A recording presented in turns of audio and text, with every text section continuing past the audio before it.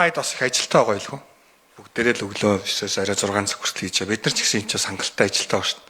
Тэгээ бид нар асуусан болоо та нар хариулсан болоод ингээд дуусаал нэг яжилж инээгээд ингээд дуусдаг мэдээл байхгүй наа гэд. Ингээд дуусах юм бол өнөөдрийн юм хорлыг хийх та нар энд оролцох юм шаардлага байхгүй шүү дээ.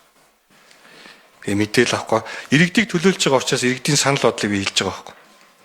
Миний авсан мэдээллийг та аваагүй байна гэдэг байдлаар хэлээд байгаа юм шиг байна тийм үү? Тэгэхээр сонгон шалгаруулалттай холбоотой мэдээллийг надад 2 хоногийн дотор бичгээр гардуулж өгөх хэрэгтэй. Хоёрдугаарт нь тэр төрийн өмчийн үйлдвэрийн газруудад нэг сайлын үнэ шиг ажиллаад байгаа байдал дээр ямархуу бодлого ер нь барьдаг. Энэ хөтлийн зэм чохон үйлдвэрийн талаар ер нь мэдж байгаа зүйл байгаа юу? Тэн дээр бас хариулт авчмаар.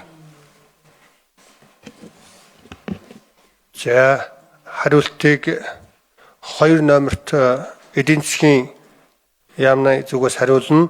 Мөн аж үйлдвэр эрс баялагын яамны зүгээс бас хариулт өгөх ёстой шүү саяныхтар.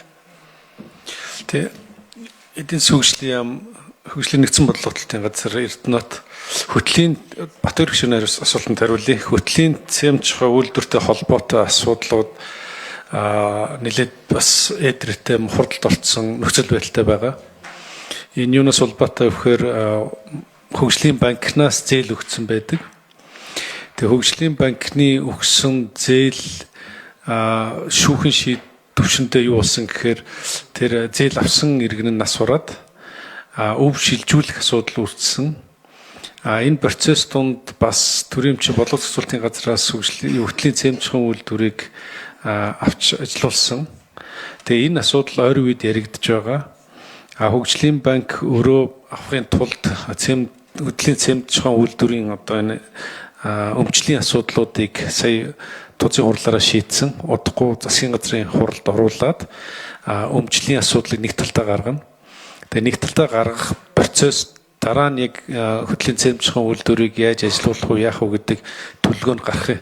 Тэгэхгүй болохоор одоо яг тэр өмчлийн болон энэ үйл ажиллагаатай холбоотой маргаанууд нь яг эцлэгдээгүй байгаа учраас бас нэг тодорхой одоо асуудал үүссэн байгаад байгаа нөхцөл байдлын хувьд. Тэгэхээр тун удахгүй бид яг энэ хөгжлийн банкны гарсан шийдвэр, засгийн газрын шийдвэр гаргамагц мэдээллийг өгье. Ер нь яг өнгөрсөн хугацаанд болсон бүх мэдээллүүд нь байна. Би энэ мэдээллийг бас бичгээр өгүүлж болж байна. Яг хэдэн оноос яг ямар процесс болсон, хэдэн төгрөг хэн зээлсэн, тэр мөнгө нь яаж зарцуулагдсан, тэгээд хаана очиж шүүхэн ямар шийдвэрүүд гараад асуудал үүссэн бэ гэдэг талаар мэдээллийг хөргүүлье.